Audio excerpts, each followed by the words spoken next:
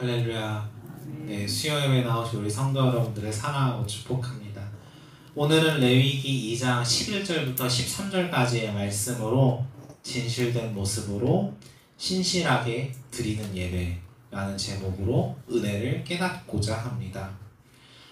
지난달에 이어서 우리는 소제를 살펴보고 있습니다. 소제는 곡식으로 드리는 예배입니다. 그런데 하나님은 곡식을 째로 예배 제단에 바치라고 말씀하시지 않으셨죠. 고운 가루를 바쳐라 라고 말씀하셨습니다. 그렇기에 소제 예배를 드리려는 예배자들은 하나님께 예배 드리기 위해서 예배 준비를 하였습니다. 당시에는 믹서기 같은 게 없었으니 맷돌을 이용해서 온 힘을 다해 예배를 위한 곡식 가루를 준비를 했고, 예배를 준비하는 과정부터 예배자들은 이것이 하나님께 드려지는 예배를 위한 예물이다를 묵상하면서 기도하면서 가루를 예배 처소 앞으로 가져옵니다. 하나님은 소제에서 바쳐진 예물 고르반들이 기념물이라고 말씀하셨습니다. 여기서 기념물은 하나님이 나에게 행하신 은혜를 기억하고 나에게 베푸신 그 역사, 은혜를 기념하는 거였습니다. 중요한 것은 이스라엘 백성들이 이 하나님의 은혜를 기념했을 때 그 순간이, 기념하던 날이 내게 너무나 고통스러웠던 순간, 나에게 주셨던 은혜가 다시 필요한 순간에 하나님의 은혜를 기념했다라는 것이었죠. 그래서 하나님의 주신 은혜를 기념하고 기억하며 고백했을 때 이 힘든 상황 가운데 나에게 다시 은혜를 주실 줄 믿습니다 라고 고백했던 것이 소제 예배였다라고 말씀을 나누었습니다. 하나님은 소제 예배 방식을 다양하게 소개하십니다. 그런데 이러한 예배 방식을 크게 두 개의 범주로 나누어 볼 수 있을 것 같습니다. 바로 굽지 않는 소제물과 구운 소제물입니다. 지난번에 살펴보았던 2장 1절부터 3절까지의 말씀은 굽지 않는 소제물이었습니다. 곡식을 맷돌로 갈아서 고운 가루 그 자체로만 드리는 소제였죠. 그런데 2장 4절부터는 그 소제 방식이 다양해집니다. 4절은 화덕에 구운 것, 5절은 철판에 붙인 것, 7절은 냄비의 것으로 드리는 소제를 우리에게 이야기하고 있습니다.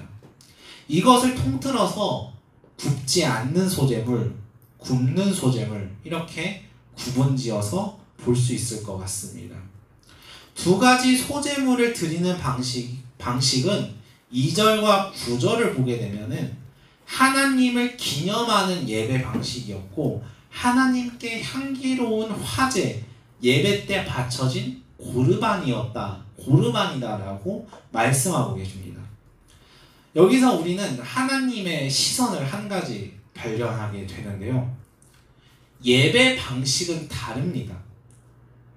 어떤 거는 붙이는 것, 어떤 거는 가루째로 드리는 것. 예배 방식은 달라요. 근데 본질은 똑같다는 거예요. 고운 가루를 그대로 드리는 거든, 고운 가루를 가지고 철판에 굽는 거든, 화덕에 굽는 거든, 냄비에 굽는 거든, 그 본질은 하나님께 향기로운 화제였다는 거예요. 하나님이 받으시는 예배였다는 거예요. 맷돌로 곡식을 갈아서 하나님께 바쳐진 고르반을 가지고 방식은 달랐지만 하나님이 받으셨다는 거예요. 한 20년 전만 해도 기독교에서 가장 뜨거운 이슈가 뭐였냐라고 하면은 전통적인 예배 방식을 벗어난 예배 방식, 소위 열린 예배라고 부르는 이 예배를 어떻게 바라볼 것이냐, 이게 굉장히 문제였습니다. 물론 열린 예배가 어느 정도 열렸냐, 이거의 정도의 차이는 있습니다. 어떤 교회는 이제 교회 예배당에 오르간이나 휘장 이런 것들 싹 다 없애고 강대상 하나만 올려놓는 교회들이 있고요. 그리고 설교하시는 목사님이 청바지를 입으시거나 뭐 일반에 평범한 티셔츠 한 벌 차려입고 설교를 하시는 그런 교회도 있고, 음악 콘서트장처럼 예배실을 꾸며서 찬양하는데 막 레이저도 쏘고 조명도 왔다 갔다 하고, 저기 청관웅 목사님네 교회는 그 콘서트 때 쓰는 큰 공 있죠. 그거를 성도님들이 이렇게 치면서 노시더라고요. 찬양을 부르면서. 그런 식으로 열린 예배가 다양하게 존재를 하는데, 뭐 어떤 교회는 EDM, 클럽에서 쓰는 이제 기계를 이제 찬양 부를 때 쓰면서 같이 예배를 드리는 그런 교회도 있습니다. 전통적인 틀을 깨고 세속 사회와 비슷한 종교적인 요소들을 최대한 제거하고 세속적인 시선에서 거부감이 느끼지 않도록 예배를 구성하는 게 소위 열린 예배였습니다. 옛날에는 그 진보적인 신학자들이나 목사님들이 이런 부분에 대해서 굉장히 지지를 했고, 선교적인 측면, 전도적인 측면에서 효과적이다 뭐 이렇게 이야기를 하면서, 그리고 보수적인 분들은 강렬하게 비판을 했어요. 이게 무슨 예배냐 하면서 옛날에는 그렇게 많이 비판했는데 요즘은 그런 이야기가 쏙 들어간 것 같아요.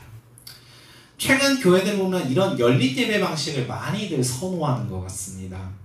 저는 개인적으로 선호하지는 않습니다. 저는 오르간이 있고 뭐 스테인글라스가 있고 이제 이런 십자가 같은 그런 예배 상징들이 있는 거를 굉장히, 전통적인 것들이 있는 예배들을 굉장히 추구하는데, 뭐 아무튼간 열린 예배가 옛날에는 이단이다, 신성모독이다 이런 이야기가 정말 많았어요.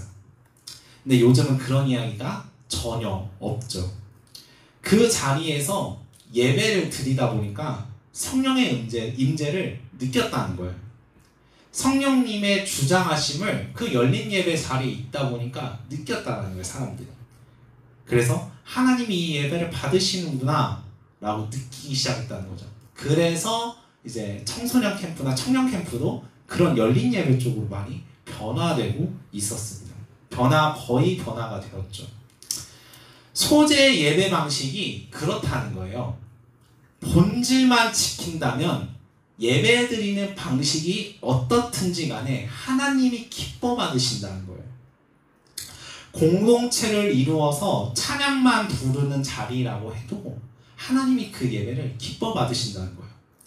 혼자서 골방에 들어가서 엉엉 울면서 막 음침, 막 음이 안 좋은, 막 이상한 찬양송가를 막 음이탈을 하고 막 그래도 엉엉 우는 그 하나님을 향한 그 진심을 보고 하나님이 기뻐 받으신다는 거예요, 예배를.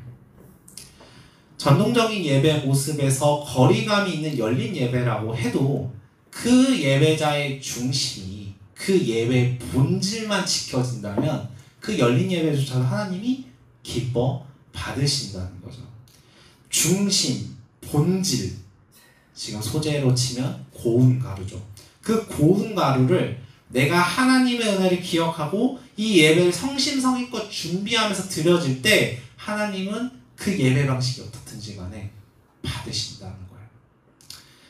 이 예물은 하나님의 것입니다 라고 고백하면서 하나님이 나에게 베푸셨던 은혜, 그것을 내 몸을 써서, 내 에너지를 써서 예배를 준비하면서 하나님께 고백했던 게 이 소재였다는 거죠.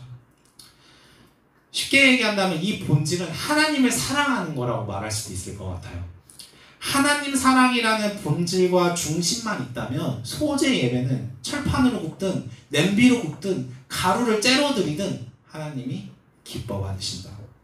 그 형식이 무엇이든지 간에 예배의 결과물이 어떻든지 간에 본질로서 하나님께 집중하자라는 것을 오늘의 말씀을 통해서 우리가 살펴볼 수 있습니다. 중요한 건 하나님이 예배 방식이 어떻든지 간에 지켜야 될 게 있다라고 말씀하신 거예요. 분명하게 명시를 하시는데 이것만큼은 예배 방식이 뭐든지 간에 무조건 지켜야 한다. 그게 오늘의 본문입니다. 우리 11절부터 13절까지의 말씀 한 목소리로 읽겠습니다. 시작. 너희가 여호와께 드리는 모든 소제물에는 누룩을 넣지 말지니 너희가 누룩이나 꿀을 여호와께 화제로 드려 사르지 못할지니라.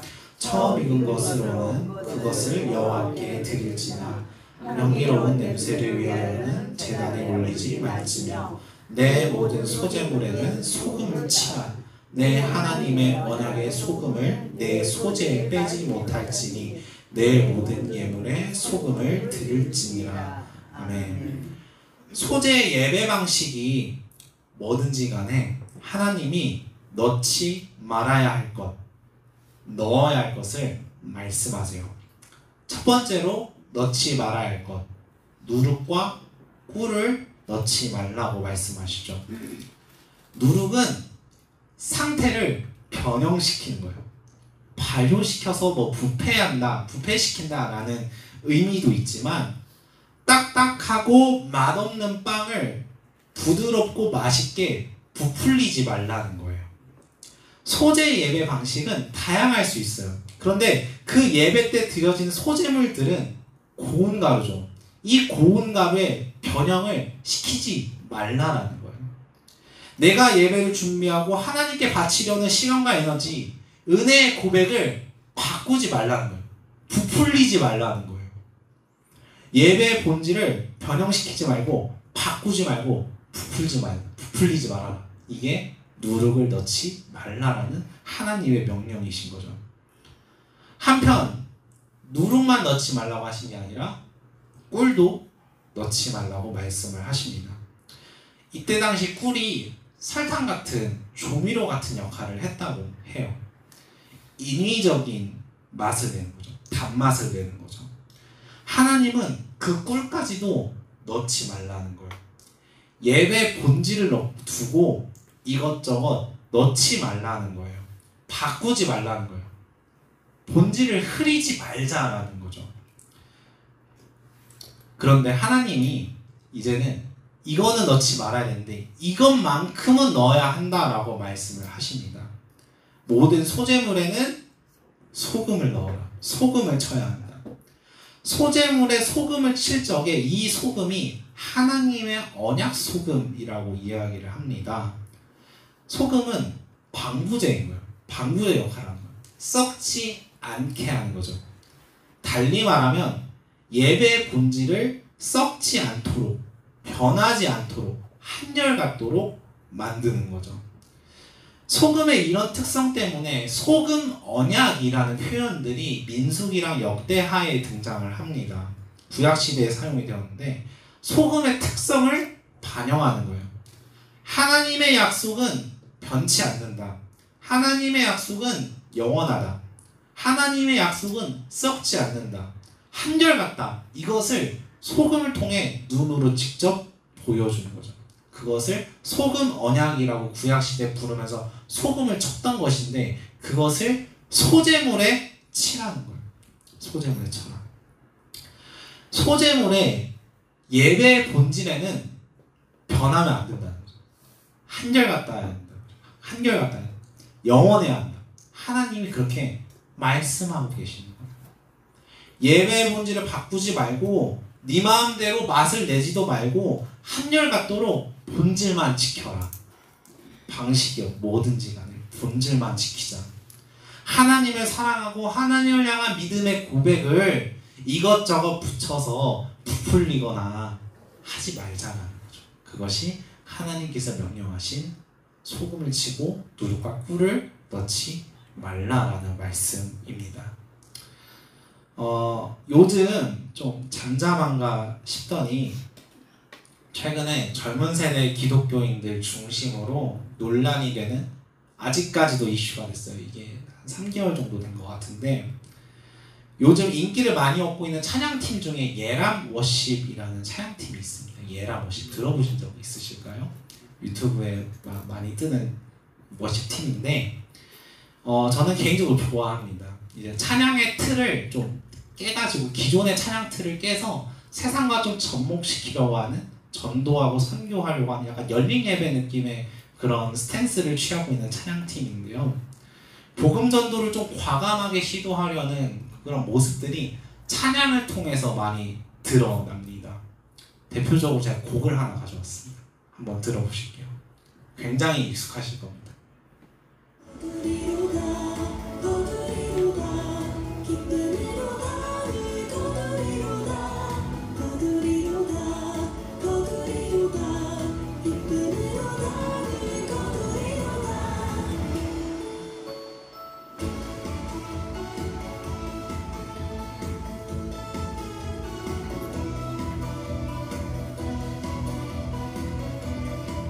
익숙하신가요? 네, 전국 노래자랑 버전으로 찬송가를 이렇게 편곡을 했어요. 들어보시면 아시겠지만 그 곡을 쓰는 그 기계 자체도 이제 클럽에서 쓰는 EDM이라는 장비를 쓰고 열린 예배를 지향하는 그런 예배팀입니다. 물론 이런 모습을 굉장히 부정적으로 바라보는 시선들도 여전히 있어요. 그래 아무리 그래도 찬양인데 세상 노래랑 어떻게 찬송가랑 섞냐 뭐 이런 식으로 말씀을 하시는 거죠. 혹은 찬양기기를 클럽에서나 쓰는 기계를 가져다 놓고 찬양을 부르냐 이렇게 말씀하시는 분들도 계세요. 바라보는 관점에 따라 긍정적인 측면으로 바라볼 수도 있고 부정적인 측면으로도 바라볼 수 있을 것 같아요. 근데 최근에 이 예람워십에서 찬양 한 곡을 발표를 했습니다. 찬양입니다. 제가 지금 찬양이라고 계속 강조한 이유가 이 팀이 찬양이라고 얘기를 해서 그래요. 그래서 논란이 생겼는데 가사를 한번 보시면 혼자 걷지 않을 거예요 라는 곡인데요. 제가 가사를 읽어드릴게요. 그대 폭풍 속을 걷고 있을 때 비바람을 마주해야 할 때 불빛조차 보이지 않아도 그대 혼자 걷지 않을 거예요. 두려움 앞에서 하늘을 보아요. 외로운 그대여 걱정 마요. 꿈꾸는 그 길을 또 걷고 걸어요. 그대 혼자 걷지 않을 거예요. 이 가사가 전부입니다. 이게 가사 전부인데 여쭤볼게요. 찬양 같으세요? 아니요. 이게 굉장히 지금 논란입니다. 이 팀은 찬양이라고 우기는데 아무리 봐도 찬양 같지가 않은 거예요. 그래서 지금 치고받고 막 논쟁이 되게 좀 심한 그런 찬양, 소위 이제 찬양이라고 한다. 찬양인데 저는 부정적인 입장이에요. 찬양의 본질은 주님의 은혜에 대한 경배 혹은 내가 새롭게 주님의 은혜를 받았으니 새롭게 살겠습니다. 결단을 담은 게 찬양이어야 하는데 이거는 희도저도 아니란 말이죠. 오히려 그냥 그 사람을 위한 위로, 힘내요, 괜찮아요. 이거 하고 그냥 끝난 뭐 여기에 가사에 주님이라고 하나님이라도 써있으면 그래도 그럴 수 있겠다 싶은데 그런 것도 없으니 이걸 찬양이라고 봐야 될까 그런 고민이 생기는 거죠. 찬양의 본질, 예배의 본질을 바꾸는 거예요. 변형시킨 거예요. 이게 아무리 찬양이라고 이야기를 해도 본질이 다른데 어떻게 그것을 찬양이라고 예배라고 말할 수 있을까요? 본질이 바뀌면 본질에서 벗어나면 그것은 다른 거라고 우리는 말할 수 있어야 합니다. 예배가 그런 것 같아요. 예배. 하나님이 소재의 예배 속에서 누룩을 넣지 말고 꿀을 넣지 말라고 이야기하신 것은 예배를 준비하는 진실된 모습, 하나님을 사랑하는 그 마음, 하나님께 드려질 이것이 하나님께 드려질 고르반입니다. 예물입니다. 라고 고백하는 그 모습이 바뀌면 안 된다라는 거예요. 예배의 본질에 내가 조금이라도 더 멋있어 보이려고 맛을 내고 멋을 내려고 하고 화려하게 만들려고 하고 무언가를 막 붙이고 떼고 가식이라는 거죠. 본질 하나만 붙들면 되는데 뭘 더 거기에 넣으려고 하냐, 뭘 더 거기서 부풀리려고 하냐. 본질만 지켜라. 예배 방식이 좀 이상해 보일 수 있어도 조금 우리가 봤을 때 조금 프로적인 부분이 좀 약할 수는 있어도 본질만 지킨다면 하나님이 기뻐 받으신다고 하나님 말씀하고 계시는 거예요. 우리가 본질을 놓치고 있진 않은지, 본질을 바꾸고 있진 않은지 돌아봐야 할 것 같습니다. 예배는 진실되어야 합니다. 누룩과 꿀을 넣어서는 안 되는 거예요. 하나님이 원하시는 것 첫 번째, 진실된 모습으로 예배하는 겁니다.